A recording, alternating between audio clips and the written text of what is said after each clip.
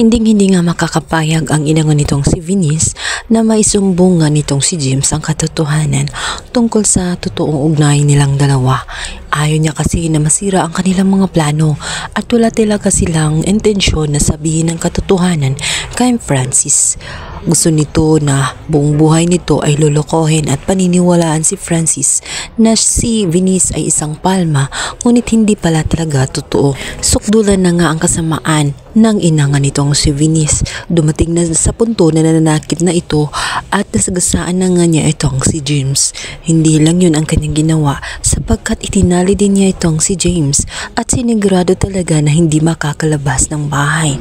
Samantalang itong si James ay naiyak at nagsisigaw na lamang. Sinasabi nito na gagawa siya ng paraan at sinabi nitong may araw din sila at makakaalis din siya sa room na iyon. Kaya naman sa kabilang banda, talagang kumuha nga ng bantay ang ina nga nitong si Venice upang makasigurado siya na hindi makakalabas ng kwarto kung saan doon nga nakalagay itong si James, dahil ayaw na ayaw niya talaga na malantad ang katotohanan na ayaw nitong mabuking, lalo't alam nito na may pagkakautang pa sila na malaki at kailangan pa nila itong si Francis. Si Francis lamang ang tanging sagot sa kanilang mga problema, lalo't meron nga silang death threat dahil sa malaking pagkakautang ng kanyang ina na nagkakahalaga lang naman ng 250 million. Kaya naman talagang pinipilit niya itong si Venice kahit ayaw nito para lamang sa kanilang kaligtasan. Sa kabilang banda, dahil nga sa pag-iimbestiga nitong si Ivana ay malalaman niya ang katotohanan na ito palang si Roberta Pagbanua ay siyang nagpapanggap mo minsan-minsan.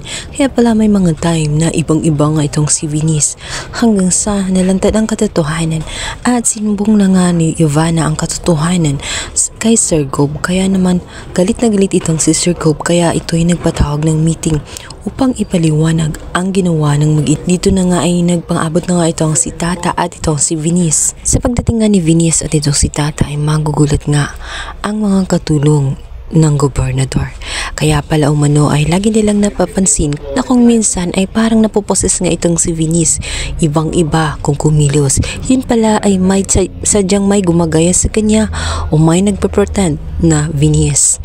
Ngayon malinaw na sa kanila ang lahat dahil nga sa nakita nila ang dalawang itsura na magkamukhang magkamukha. So yun guys, pakabangan natin kung paano nga ba lulusutan ang problema ngayon ni Venice at nitong si Tata. At kung paano nga ba ang magiging reaksyon ng mag-asawa. Paalisin na kaya si Tata? Paano na lang ang nasimulan nila ng negosyo kung saan patok na patok sa kanilang resto ang bagong recipe nga nitong si Tata. Sa kabilang banda, magsimula namang magduda at magtaka ngayon itong ninong nga nitong si James dahil bigla na lamang magchat-chat ito sa kanya na okay lamang siya. Gayong iba naman ang kanyang pakiramdam. Kaya naman ang ninong nga nitong si James ay uuwi ng Pilipinas upang sundan nga itong si James dahil nga sa ilang araw na itong nagpaparamdam at ilang araw bago naman nagchat sa kanya na okay lang siya. Sa tingin niya ay may hindi magandang nangyari kaya gusto niyang hanapin at tulungan na itong si James.